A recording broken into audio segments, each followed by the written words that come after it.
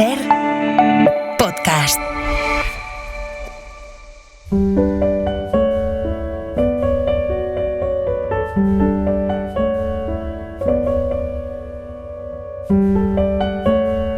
Un libro, una hora.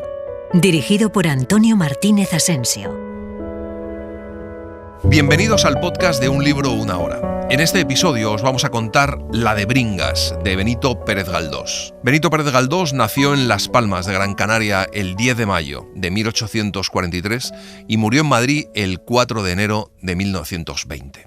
La de Bringas fue publicada en 1884. Pertenece al primer ciclo de novelas españolas contemporáneas y es una de las cumbres de la novela galdosiana. Compone una suerte de trilogía con El Doctor Centeno y Tormento. No es solo una novela de apariencias del quiero y no puedo, sino un testimonio que descubre y revela el verdadero motor del comportamiento social de su época. Vamos allá. Era aquello, ¿cómo lo diré yo? Un gallardo artificio sepulcral de atrevidísima arquitectura, grandioso de traza, en ornamentos rico, por una parte severo y rectilíneo a la manera viñolesca, por otra movido, ondulante y quebradizo, a la usanza gótica, con ciertos atisbos platerescos donde menos se pensaba, y por fin, cresterías semejantes a las del estilo tirolés que prevalece en los kioscos. Así comienza La de Bringas, con la descripción de un elemento de la decoración de un mausoleo que ha hecho Francisco Bringas, con pelo, género de arte que tuvo cierta boga.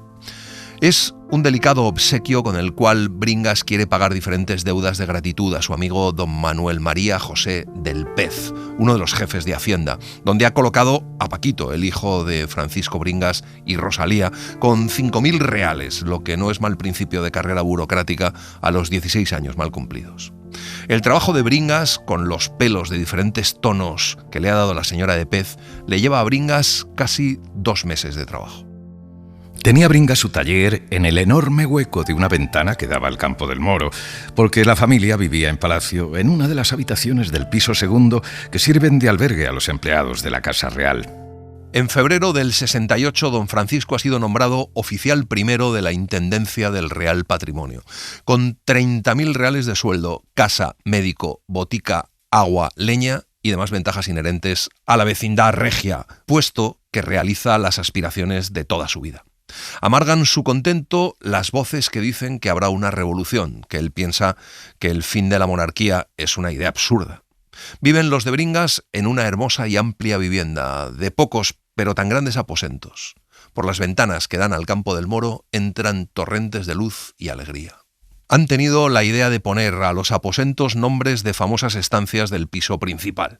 Llaman a la sala Salón de Embajadores, al gabinete donde está el despacho de Bringas y la alcoba conyugal le llaman Gasparini, por ser lo más bonito de la casa.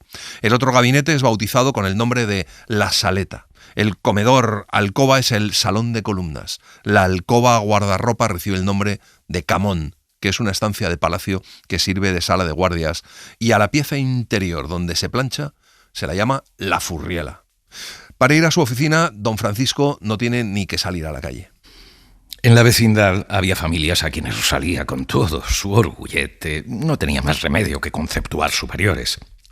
Otras estaban muy por bajo de su grandeza pipaónica, pero con todas se trataba, y a todas devolvió la ceremoniosa visita inaugural de su residencia en la población superpalatina. Una de ellas es doña Cándida, viuda de García Grande, una mujer que siempre anda presumiendo de propiedades y contando que vive en palacio porque la reina casi no puede vivir sin ella, pero que en realidad debe a la reina el favor de haberla acogido allí por no tener donde caerse muerta. Cándida es una de las más constantes visitas de los Bringas. Rosalía siente hacia ella respetuoso afecto, conceptuándola como gran autoridad en materias sociales y en toda suerte de elegancias. Cándida no tiene más familia que una sobrinita llamada Irene, de unos 9 o 10 años, huérfana de un hermano de García Grande, que es la inseparable amiguita de la niña de Bringas. Isabelita Bringas es una niña raquítica, débil, espiritada, y se observan en ella predisposiciones epilépticas. Si durante el día presencia algo que excite su sensibilidad o se cuentan delante de ella casos lastimosos, por la noche lo reproduce todo en un agitado sueño. La persona de más viso de cuantas allí viven y que en concepto de Rosalía ocupa el lugar inmediatamente inferior al de la familia real es la viuda del general Minio, camarera mayor de su majestad, persona distinguidísima y sin tacha.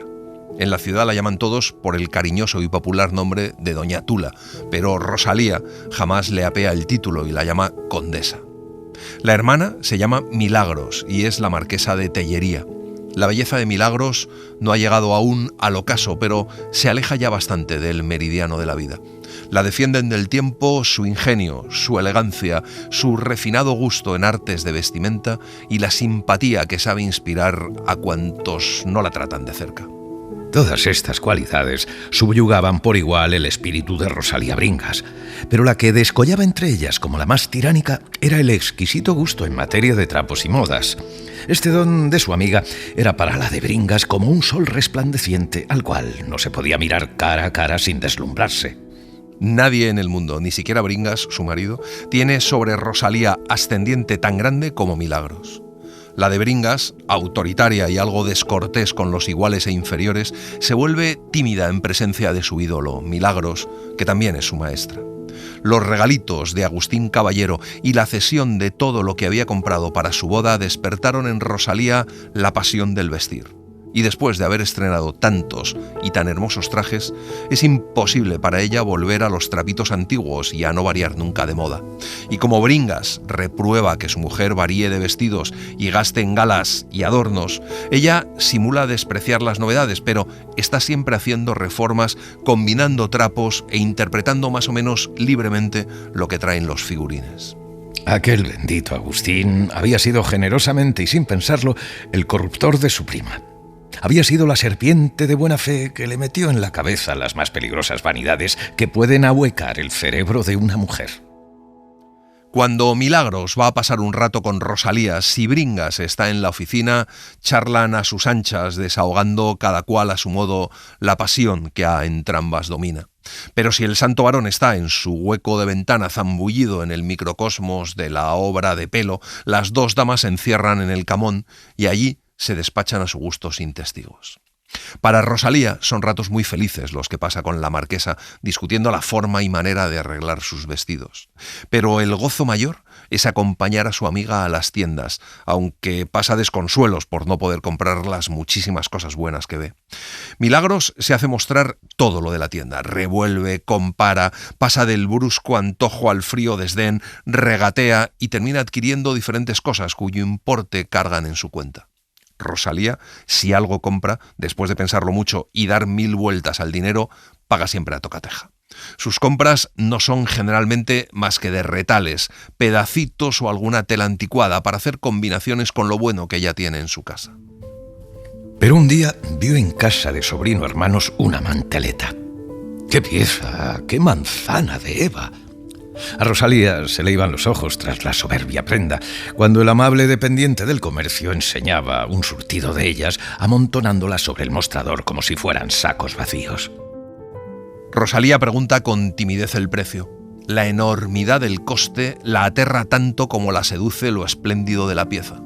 En su casa no puede dejar de pensar en la dichosa manteleta, así que vuelve con Milagros a ir a las tiendas al día siguiente, con ánimo de no entrar en la de sobrino, pero el demonio arregla las cosas para que entren. Milagros anima a Rosalía para que compre la manteleta y le dice que no hace falta que la pague, que no le pasarán la cuenta hasta dentro de algunos meses, a la entrada del verano, y quizá a fin de año. La idea del largo plazo hace titubear a Rosalía. Son 1.700 reales. Piensa que no le sería difícil reunirlos, economizando, escatimando con paciencia y tesón el gasto diario de la casa. Bringas no autorizaría aquel lujo que sin duda le había de parecer asiático, y para que la cosa pasara era necesario engañarle. No se determinaba. El hecho era grave, y aquel despilfarro rompería de un modo harto brusco las tradiciones de la familia. Mas era tan hermosa la manteleta. Los parisienses la habían hecho para ella. Y se la compra, claro. Y para explicar la posesión de tan soberbia gala, le cuenta a su marido que se la ha regalado la reina. Rosalía descansa tranquila en la idea de lo remoto del pago, creyendo poder reunir la suma en un par de meses, pero en los primeros días de mayo llega la cuenta. Rosalía se queda de piedra al recibirla y mira el papel sin decir nada. Nunca se ha visto en un trance igual, porque Bringas tiene por sistema no comprar nada sin el dinero por delante. Al fin, tartamudea que ella pasará a pagar por la tienda. 2 o 3 días vivió Rosalía en grande incertidumbre. Cada vez que sonaba la campanilla, parecíale que llegaba otra vez el dichoso hombre aquel con el antipático papelito. Si Bringas se enteraba... Pensando esto, su zozobra era verdadero terror y empezó a discurrir el modo de salir del paso. Y el caso es que pocos días antes ha tenido casi la mitad del dinero, pero confiada en que no le pasarían la cuenta, se lo ha gastado en cosillas para los niños. Es preciso buscar dinero a todo trance. Hace algunas insinuaciones a Milagros, pero la marquesa parece afectada de una sordera intelectual persistente. Lo intenta con Cándida, pero la mujer le cuenta lo de siempre, que da la casualidad de que su administrador no le ha llevado aún la recaudación de las casas. Al final, la providencia le depara a Rosalía el auxilio por mediación de Gonzalo Torres, amigo constante de la familia, que les visita tan a menudo en palacio como lo hacía en la casa de la Costanilla. Torres tiene en su poder una cantidad cuya entrega puede dilatar un mes. Si la de Bringas se compromete a devolverle los 1.700 reales en el plazo de 30 días, no hay ningún inconveniente en facilitárselos. Segura ya de poder cumplir con sobrino hermanos, recobra el apetito y sus nervios se tranquilizan. Se está poniendo el mantón para ir a pagar cuando entra Milagros diciéndole que se va a ver unos sombreros preciosos que han recibido las toscanas. Rosalía se va con ella, pero antes de llegar a donde los sombreros, Milagros se acuerda de que tiene que ir a pagar la compostura y reforma de un alfiler en casa del diamantista y se da cuenta de que se ha dejado el portamonedas. Rosalía le dice que ella lleva dinero y Milagros acepta encantada el ofrecimiento y le dice que mañana o pasado se lo devuelve. Por un instante quedóse perpleja y desconcertada la señora del buen Bringas, no sabiendo si arrepentirse del ofrecimiento que había hecho o si congratularse del servicio que gallardamente prestaba a su amiga. Pero enseguida se le ocurre un plan. Pagar la mitad en la tienda, aplazar un mes la otra mitad, darle a Milagros los 30 duros que necesita y así le queda algo para un pedazo de fular y 2 o 3 plumas para el sombrero de Isabelita y los botones de nácar. Mientras, don Francisco Brines sale a pasear alguna tarde con su amigo don Manuel María José Pez, y cuando él no quiere salir o está ocupado, Pez pasea con Rosalía. Aquel paseo es siempre sosegado y gratísimo porque la cavidad del edificio defiende a la terraza de los embates del aire, sin perjuicio de la ventilación. Pez es el hombre más correcto que se puede ver. A veces, los ruidos del patio atraen la atención de ambos y se asoman a la balaustrada. Se detienen un rato delante de los cristales de la habitación de doña Tula o se paran a hablar con doña Antonia, la guardarropa. Cuando estaban enteramente solos, el digno funcionario solía confiar a Rosalía sus disgustos domésticos, que últimamente habían llegado a turbar la venturosa serenidad de su carácter. Oh, el gran Pez no era feliz en su vida conyugal. La señora de Pez, por nombre Carolina, prima de los La Antigua, se había entregado a la devoción. A principios de mayo, Rosalía tiene que dejar de coser sus vestidos porque el médico ordena que Isabelita salga de paseo todas las mañanas. Desde el segundo día les acompaña el señor de Pez, que sigue contándole sus penas a Rosalía. Ambos tienen sus respectivos motivos de disentimiento conyugal. Lo cual prueba que nadie encuentra completa dicha en este mísero mundo y que es rarísimo hallar 2 caracteres en completo acomodo y compenetración dentro de la jaula del matrimonio, pues el diablo o la sociedad o Dios mismo desconciertan y cambian las parejas para que todos rabien y todos, cada cual en su jaula, hagan méritos para la gloria eterna. Rosalía llega a pensar que todo sería diferente si ella tuviera un marido como don Manuel de Pez, en vez del roñoso de Bringas. A principios de junio los trabajos de costura están casi terminados, pero Rosalía está cabizbaja porque se aproxima el día de devolver a Torres su dinero. Rosalía hace cálculos y más cálculos sin encontrar la solución. Se plantea si pedírselo al señor de Pez. Don Manuel se marcha a los baños de Archena y no vuelve hasta finales de junio. El 12 se presenta Torres con sus ojos de huevo duro impregnados de una dulzura atónita. Es la imagen de la amabilidad. A Rosalía le pone enferma, le dice que para el 14 necesita el dinero sin falta, sin retraso, y si ella no puede cumplir, se lo tiene que pedir a Francisco Bringas. Rosalía le contesta alterada que no diga disparates. Volvió a echar sus cuentas por 100ª vez. Y aun vendiendo cosas que no deseaba vender, podría reunir la suma. Si Milagros le hubiera devuelto aquellos 600 reales que le anticipó para pagar al joyero... Pues sí, era preciso que los devolviera. Se los pediría terminantemente. Rosalía va a ver a su amiga, pero la verdad es que no consigue verla. El 13 lo intenta de nuevo y se encuentra a Milagros en estado de nervios. Milagros es la que pide ayuda a Rosalía porque ha organizado una cena con invitaciones enviadas y todo, y ningún repostero la fía. Rosalía le dice que no la puede ayudar y que lo que necesita es que le devuelva los 600 reales. Milagros le dice que no los lleva encima en ese momento y que seguro que su marido tiene mucho dinero guardado, y le propone que Bringas le haga un préstamo con un buen interés y ahí pueden incluir los 600 reales. Rosalía dice que seguro que su marido no tiene dinero guardado y que si lo tuviera, desde luego que no lo prestaría nunca. Pero, aun creyendo imposible lo que se le ha ocurrido a su ingeniosa amiga, Rosalía medita sobre ello. Y cuando ve a Bringas, se plantea contárselo, pero nada más nombrar a Milagros, Francisco Bringas la corta. ¿Qué enredos trae ahora la tellería? Lo de siempre, apuritos. Ya no hay incautos que fíen a esa gente el valor de 2 reales. La casta de bobos se va acabando a fuerza de recibir chascos. Evidentemente, Rosalía no le dice nada. Hablan de otras cosas y cuando Rosalía va al taller, de repente oye un violentísimo estrépito como un mueble que se cae y de loza que se rompe. Al fuerte golpe sigue un grito de Bringas tan agudo y doloroso que Rosalía se queda sin aliento, fría, parada. Corre y se encuentra a su marido en medio de la habitación, el rostro descompuesto, con una palidez aterradora, las manos crispadas, los ojos muy abiertos. Un mueblecillo que tenía encima un cacharro de goma de laca y la lamparilla de alcohol para calentarla ha ido al suelo, empujado por Bringas. Rosalía se va derecha a su marido, el cual, sintiéndola cerca, se agarra a ella con ansiedad convulsiva y, volviendo a todos lados sus ojos, parece buscar algo que se le escapa. Su rostro expresa terror. Bringas se frota los ojos, los vuelve a abrir y mueve mucho los párpados. No veo. Rosalía no puede añadir nada, tal es su espanto. Bringas repite que no ve nada, oscuridad completa, absoluta, todo negro. Rosalía está más muerta que viva, no se le ocurre nada. La pena la ahoga, le sienta en el sillón y decide llamar al médico. Junto a la puerta están Isabelita y Alfonsín, aterrados, mudos, sin atreverse a dar un paso. El médico es un viejo afable de la escuela antigua, excelente diagnosticador, tímido para prescribir y, según se comenta, poco afortunado. Califica el mal de congestión retiniana, prescribe reposo absoluto, dieta y ordena un vendaje negro. Rosalía acuesta a Bringas, que dice que se alegra de no tener que llamar a un oculista porque cuestan un ojo de la cara. Pasó la noche sin suceso alguno notable. Bringas, harto inquieto, con agudísimo dolor cefalálgico y en los ojos.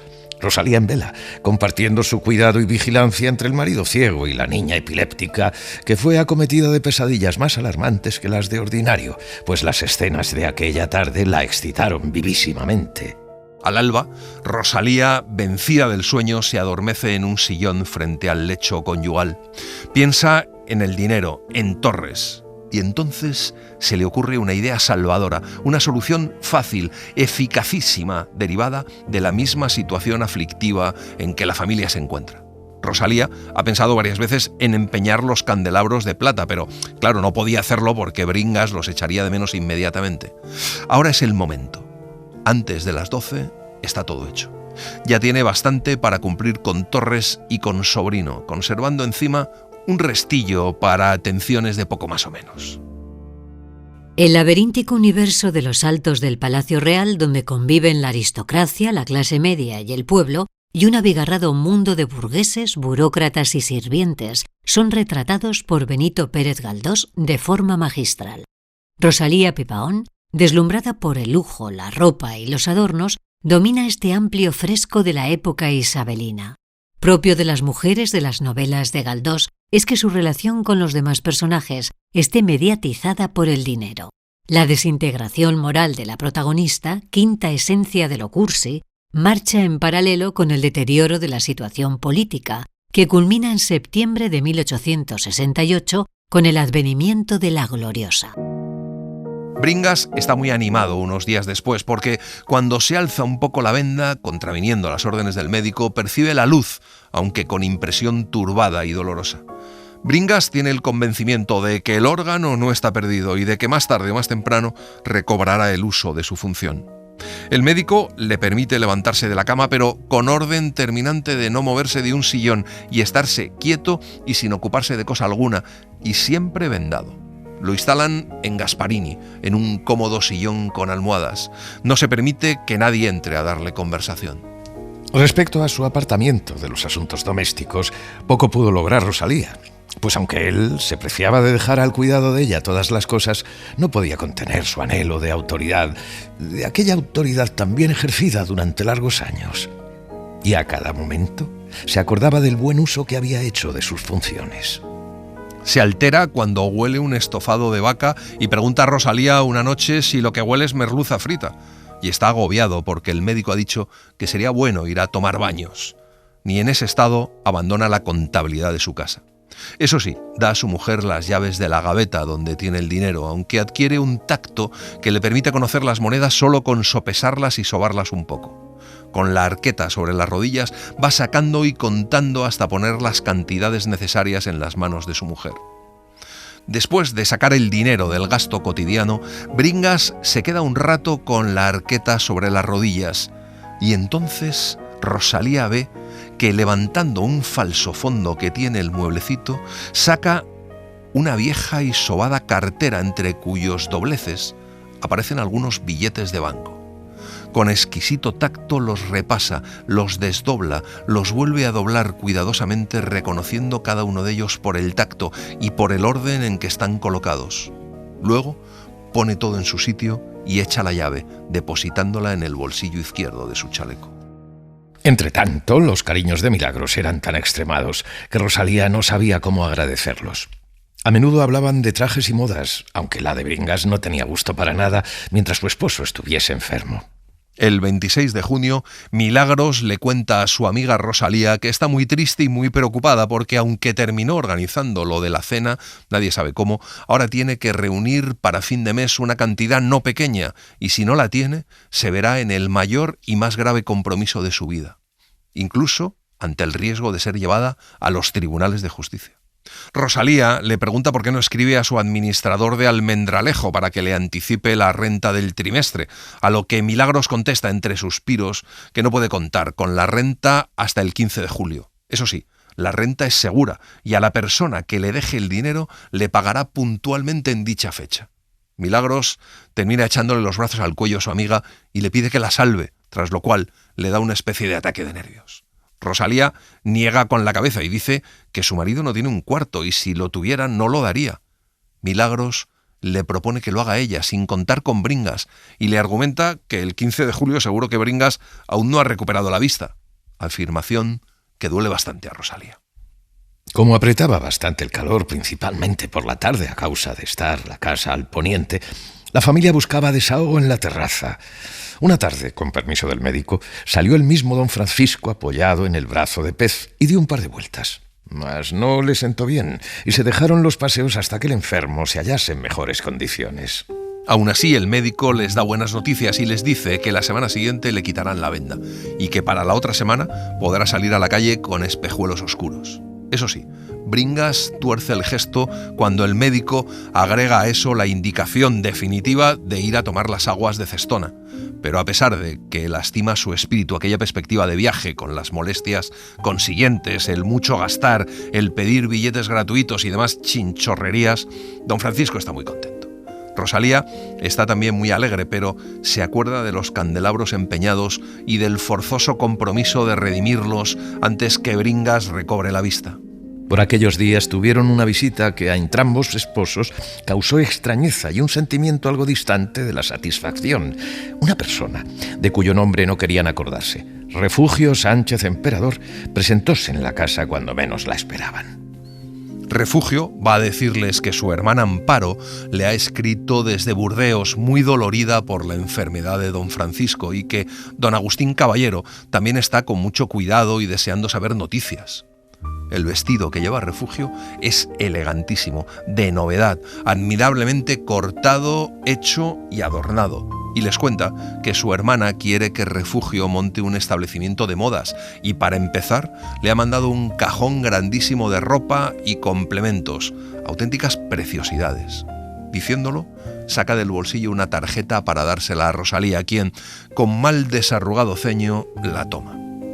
Pocos días después, mientras Pez y Rosalía están volviendo de un paseo por la terraza, ven salir a Isabelita por la puerta de la casa gritando que su papá ve. Entraron apresuradamente Rosalía y Pez, poseídos de gozo por tan buena nueva, y vieron a don Francisco que se paseaba de largo a largo en Gasparini con la venda alzada, gesticulando, tan nervioso y excitado que parecía demente. Pero cuando el médico va a verle, le dice que no hay que fiarse todavía. Rosalía está preocupada por los candelabros de plata. Piensa que si lo necesita, acudirá Pez a auxiliarla con aquella delicadeza galante que Bringas no conoce ni ha mostrado jamás. A la mañana siguiente, Bringas dice que no va tan bien como esperaba. Pasa la mañana en gran incertidumbre hasta que va el doctor, que se muestra descorazonado y un tanto perplejo. Dice que hay que volver al reposo y resguardar los ojos de la luz. Por la noche, Milagros aparece para acompañar a Rosalía. Le cuenta a su amiga que aún no ha resuelto su problema, que solo ha conseguido una prórroga hasta el día 10 y ya es 7 de julio. Ha conseguido reunir 5.000 reales, así que solo le faltan otros 5.000. Lleva encima la carta de su administrador asegurando que del 15 al 20 de julio le pagará la renta. A la mañana siguiente, Bringas ha vuelto a perder casi del todo la vista. El médico le dice que es preciso que le vea un oculista. Deciden consultar a Golfín. Y vino Golfín, y le vio. Y con su ruda bondad infundióle ánimos y la esperanza que comenzaba a perder. La dolencia no era grave, pero la curación sería lenta. Paciencia, muchísima paciencia y cumplimiento exacto, escrupulosísimo de lo que yo prescriba.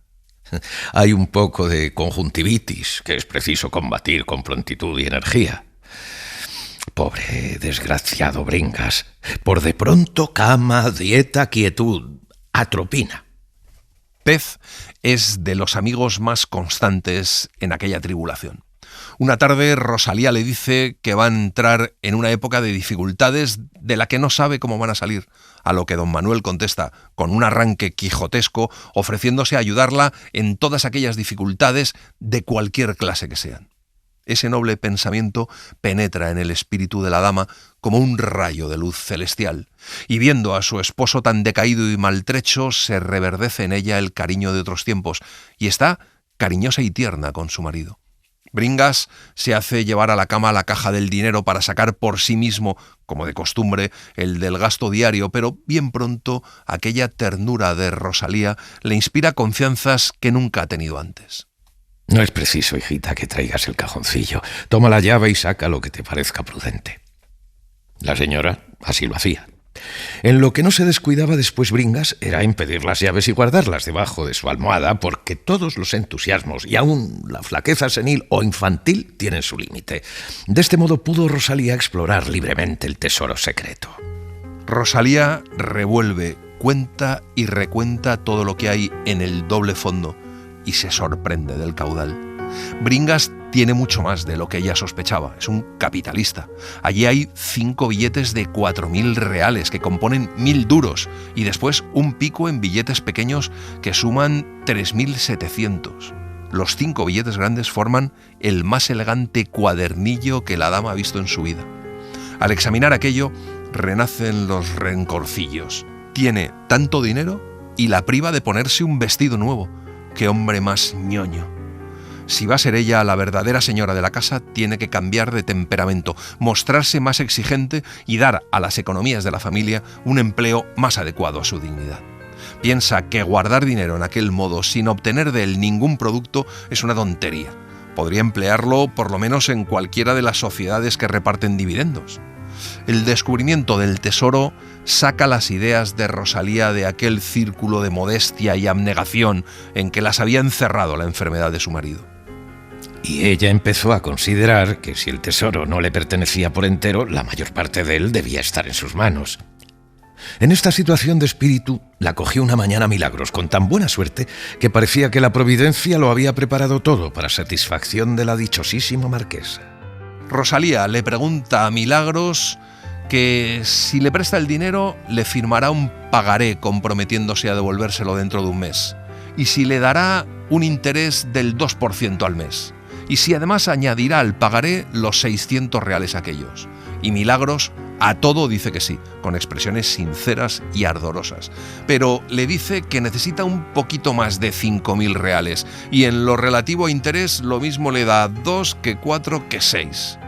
Duda Rosalía un rato y al final queda todo arreglado, y aquella misma tarde se extiende y firma el contrato en La Furriela, con todas las precauciones necesarias para que Isabelita, que anda husmeando por allí, no se entere de nada, que todo se lo cuenta a su padre. Algunos días transcurrieron sin que Bringas advirtiera mudanza sensible en su dolencia. Golfín le martirizaba cruelmente 3 veces por semana, pasándole por los párpados un pincel mojado en nitrato de plata, después otro pincel humedecido en una solución de sal común. Después del 20, la cauterización que se hace ya con sulfato de cobre es menos dolorosa y el enfermo puede estar algunos ratos sin venda en la habitación más oscura, pero sin fijar la atención en objeto alguno. La gran preocupación que tiene ahora Bringas es lo que les va a costar el oculista. Los especialistas célebres tienen siempre en cuenta, al pedir sus honorarios, la fortuna del enfermo, y por eso, cuando Golfín está presente, no cesa de aturdirle con estudiadas lamentaciones sobre su economía, contándole que le han rebajado el sueldo a la mitad. Pero esos lamentos tienen poco que ver con la idea que tiene Golfín de la posición y arraigo de los señores de Bringas. Pues, como ha visto tantas veces, a la feliz pareja en los teatros, en los paseos y sitios públicos, muy bien vestidos uno y otra, y como ha visto a Rosalía paseando en coche en la Castellana con la marquesa de Tellería, y en alguna reunión elegante compitiendo en galas con las personas de más alta alcurnia, supone que don Francisco es hombre de rentas. A medida que Bringas iba entrando en caja, advertía a su mujer que se debilitaban aquellos raptos de cariño conyugal que tan vivamente le atacaron en los días lúgubres de su enfermedad. Por descontado, aquello de tú serás la señora de la casa y yo el esclavo resultó ser jarabe de pico, mimitos de enfermo impertinente. Rosalía pasa la pena negra temiendo a cada instante una catástrofe y discurriendo toda clase de industrias y maquinaciones para evitarla. Hasta entonces, Bringas persiste en la buena costumbre de dar a su mujer las llaves para que ella saque de la arqueta el dinero, pero una tarde se le antoja volver a las andadas y sacar el cajoncillo. Lo abre y empieza a manosear lo que hay dentro. A Rosalía se le va un color y le viene otro. Su terror le impide tomar una resolución.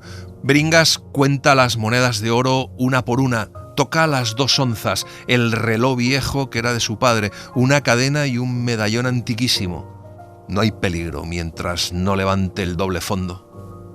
Rosalía invocó a todos los santos, a todas las vírgenes, a la Santísima Trinidad, y aún se cree que hizo alguna promesa a Santa Rita si la sacaba en bien de aquel apuro. Pero cuando ya don Francisco metía la uña en el huequecito de la madera, hubo en su espíritu un cambio de intención que debió de ser milagroso. Retirando sus dedos, cerró la arqueta. No se le pasa por la imaginación a su marido la idea ni aún la sospecha del desfalco, y aunque suele repasar los billetes solo por gusto, en aquella ocasión no lo hace, sabe Dios por qué. Pero lo que no ha ocurrido aquel día puede muy bien ocurrir en otro, así que Rosalía se le ocurre colocar en la caja unos pedacitos de papel del tamaño de los billetes, si es que logra encontrar papel de igual calidad y que no resulte diferente al tacto. Busca y examina cuánto papel hay en la casa. Por fin, en la mesa de Paquito halla uno que le parece muy semejante por su flexibilidad y consistencia. Para refinar la imitación falta dar la pátina del uso y aquella suavidad pegajosa de los billetes. Así que Rosalía arruga el papel y luego lo estira, lo plancha con la palma de la mano hasta que los repetidos estrujones le terminan dando la deseada flexibilidad. Esa noche los mete en la arqueta. En todo caso, tiene que exigir de Milagros el pago del préstamo. Como señala el blog El Alfiler Literario, leída superficialmente, la de Bringas parece una mera novela costumbrista en la que se pone al descubierto la frivolidad de las mujeres en su querencia de aparentar una riqueza y un estatus social que no tienen. Pero es mucho más. Rosalía muestra la verdadera catadura moral de la época y el estado económico del país. El marido, un tirano doméstico que somete a la familia a humillantes privaciones para poder acumular un dinero muerto en el fondo del escritorio, representa el viejo modo de la acumulación precapitalista. En la de Bringas, además del trasfondo histórico, Galdós refleja el comportamiento social de las gentes de la Restauración. La novela trata de la crisis y liquidación de los viejos principios, es decir, del final de todo un mundo de apariencias. Al día siguiente, que fue el 25 de julio, día de Santiago, apretó el calor de una manera horrible. Aquel mismo día de Santiago, el gran economista había anunciado solemne y decididamente a toda la familia que no irían a baños, con lo cual estaba Rosalía más sulfurada que con el calor. Prisionera en Madrid durante la canícula, cuando todas sus relaciones habían emigrado. Y para colmo de males, efectivamente, ese mismo mes le anuncian a Bringas que al estar enfermo va a empezar a cobrar solo la mitad del sueldo. Eso hace que Bringas acuse más a menudo todavía a su mujer de gastona y las broncas se suceden. Lo bueno es que la mejoría de Bringas es evidente y Golfín deja de ir a verle a casa. Prácticamente le da el alta y Bringas entonces le pide la cuenta. Desde que don Francisco anuncia a su esposa que a principios de agosto es necesario pagar al médico, Rosalía cree urgente la reposición de los billetes sustraídos de la arqueta. Felizmente, Milagros le ha dado poco más de la mitad de lo que le debe, con promesa de entregar el resto antes de marcharse a Biarritz. Una mañana que Rosalía estaba sola, pues Bringas había ido a la consulta, presentóse inopinadamente Pez. Vestido de verano, con el ligero y elegante traje de alpaca de color, parecía un pollo. Veíale siempre Rosalía con gusto, y en aquella ocasión le vio con mayor agrado, por lo terso y remozado que estaba. Cada vez se crecía más en el espíritu de la noble señora la imagen de aquel sujeto, y se afianzaba más en los dominios de su pensamiento. Pero más que los atractivos exteriores de él, lo que más la cautiva son los propósitos de Pez de protegerla en cualquier circunstancia aflictiva. Se rendiría antes al protector que al amante. Aquel día, está Pez tan expresivo desde los primeros momentos, tan atrevidillo y despabilado que Rosalía, considerándose sola con él en la casa, se ve en grandísima turbación. Cuanto en su alma hay de recto y pudoroso se pone en guardia. Pez se transfigura en un romántico. Su lenguaje y sus modos aterran a Rosalía primeriza en aquella desazón de las amistades culpables, pero encuentra Pez más resistencia de la que esperaba. Al día siguiente volvió para despedirse, pues aquella misma tarde se marchaba.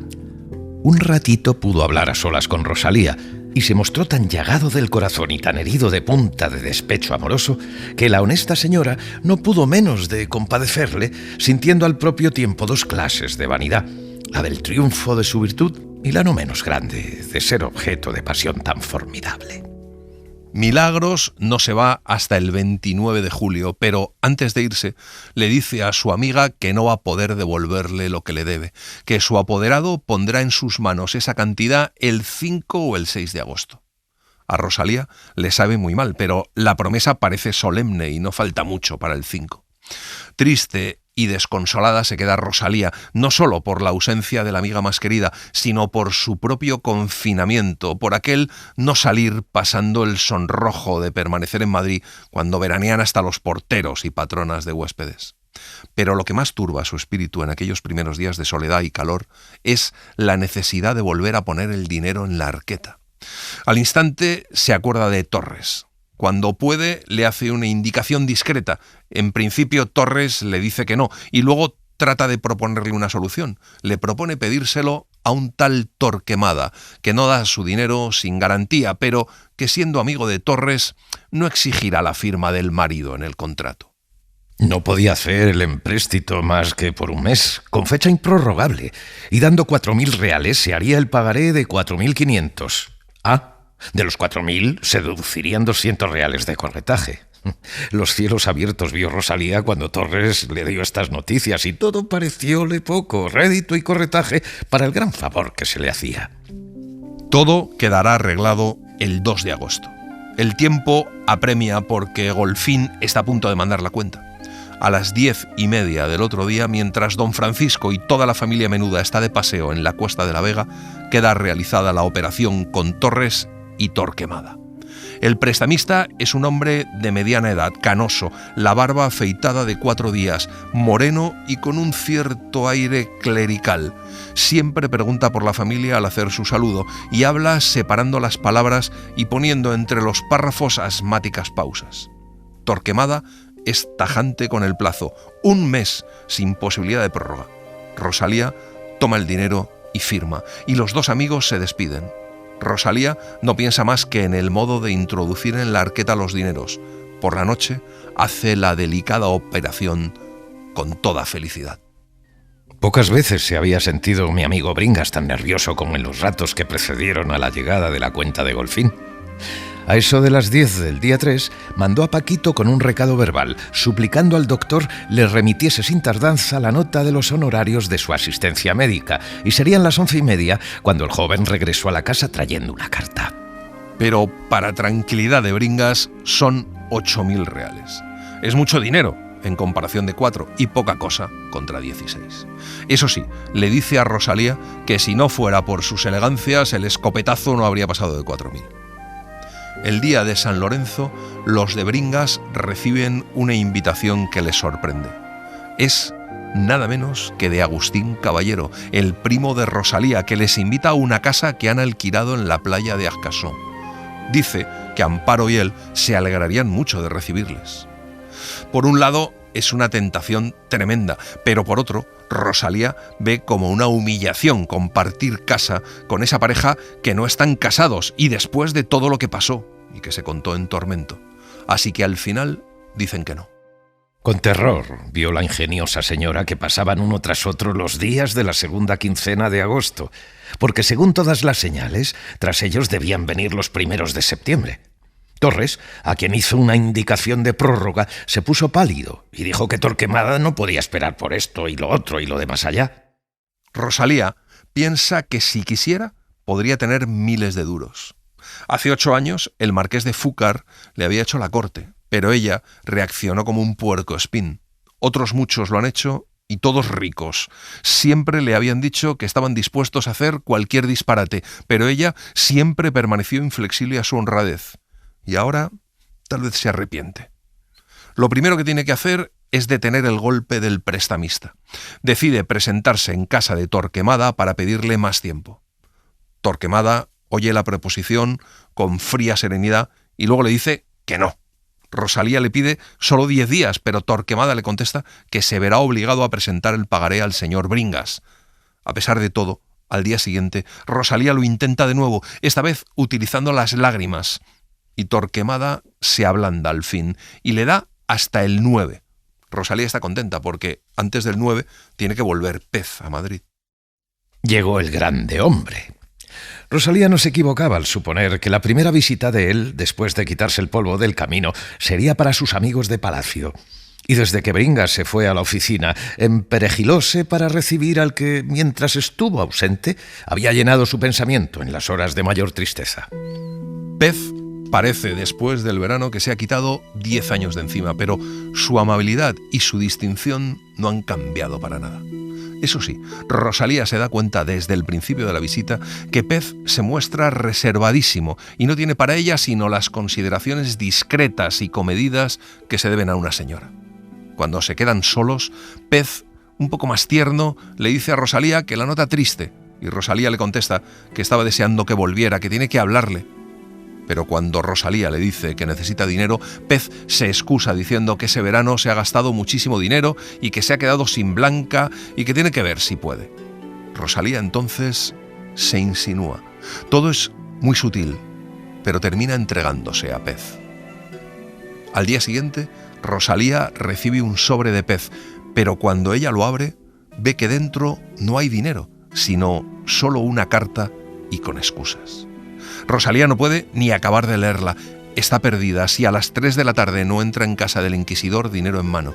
Entonces se acuerda de que le han dicho que Refugio ha recibido 10.000 reales que su hermana le ha mandado para poner el establecimiento de ropa. La misma Refugio le abrió la puerta y sorprendióse mucho de verla. Rosalía, turbadísima, vacilaba entre la risa y la seriedad. No sabía si aplicar a la de Sánchez el trato familiar o el trato fino. El caso era muy extraño y encerraba un problema de sociabilidad de muy difícil solución. Desde la puerta a la sala no hubo más que medias palabras, frases cortadas, monosílabos. Refugio vive en un desorden tremendo y entre trajes y telas tiene un cajón donde guarda cosas de coser y mucho dinero. Rosalía lo ve y le cuenta a Refugio lo que necesita.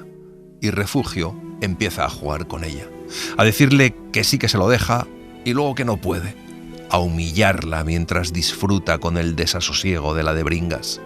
La escena entre ellas es extraordinaria, llena de tensión. Rosalía hace todo lo que puede por conseguir el dinero, llega hasta a peinar a Refugio como si fuera su criada, y Refugio termina contándole a Rosalía que su amiga Milagros, cuando estuvo allí, dijo de ella que era una cursi. Rosalía se queda helada, pero no hay tiempo más que para conseguir el dinero y Refugio la mantiene en vilo hasta casi las 3 de la tarde, pero al final termina dándoselo y Rosalía corre a casa de Torquemada.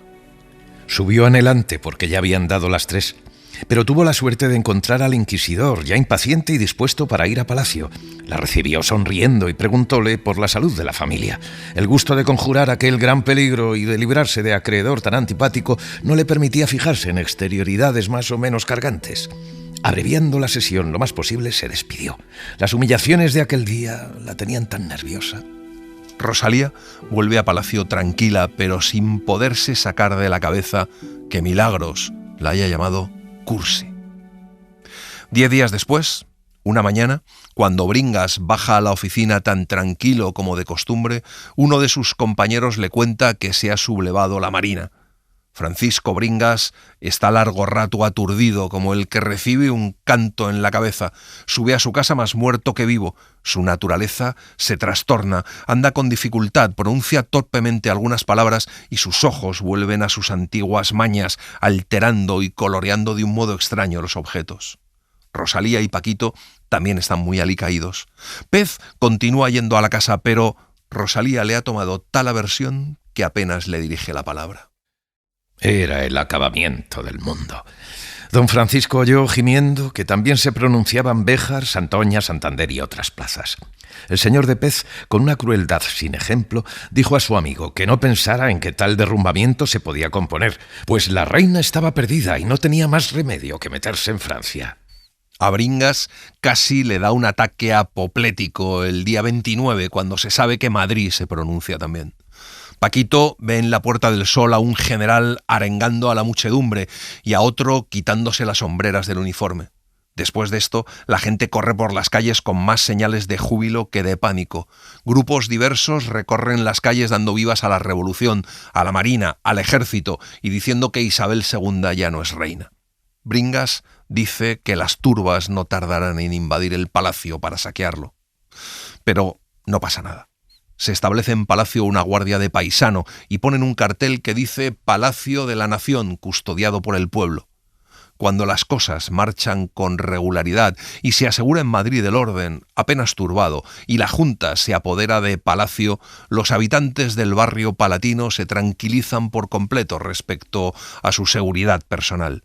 Pero Bringas quiere manifestar a la revolución su desprecio desalojando lo antes posible la vivienda.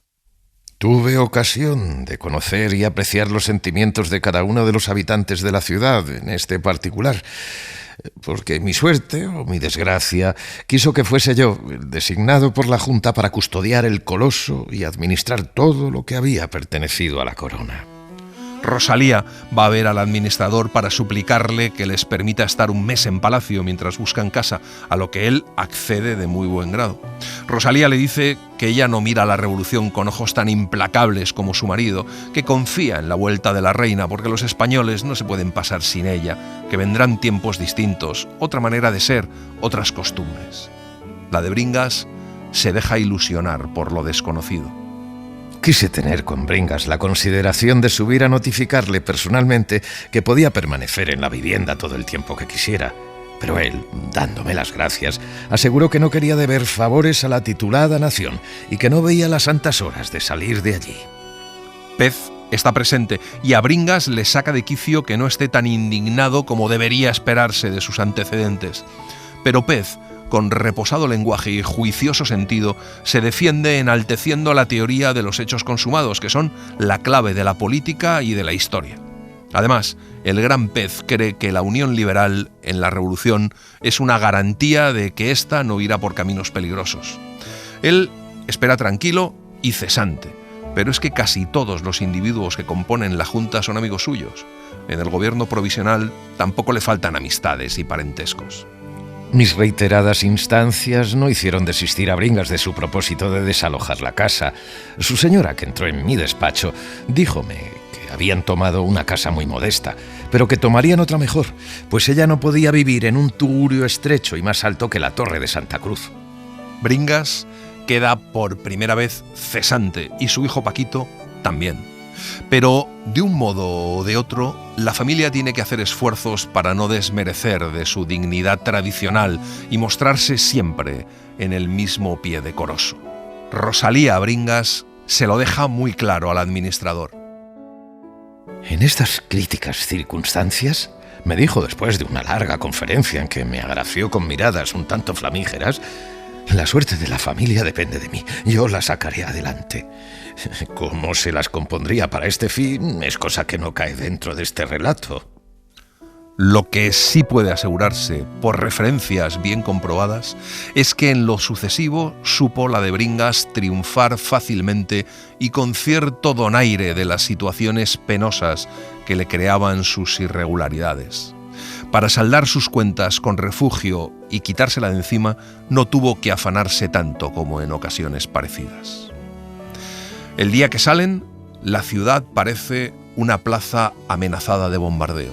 No hay más que mudanzas, atropellado movimiento de personas y un trasiego colosal de muebles y trastos diversos. Apoyado en el brazo de su señora, Bringas anda con lentitud, la vista perturbada, indecisa el habla, serena y un tanto majestuosa. Rosalía no dice una palabra en todo el trayecto. De sus ojos se desprende la convicción orgullosa de su papel como piedra angular de la casa.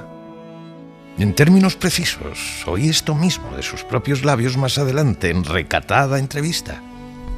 Estábamos en plena época revolucionaria.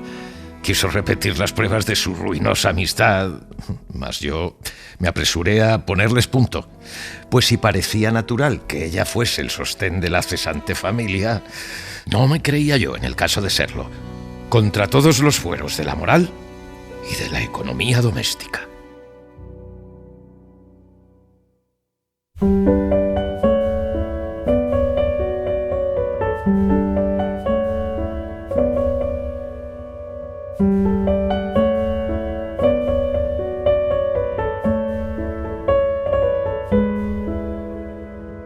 Y así les hemos contado La de Bringas, de Benito Pérez Galdós. Hemos seguido la edición de la editorial Alianza. Gracias por estar ahí y gracias por leer. Un libro, una hora, en la cadena SER. Un programa escrito y dirigido por Antonio Martínez Asensio, con la voz de Eugenio Barona y la participación de Olga Hernán Gómez. Diseño sonoro de Julia García Soto.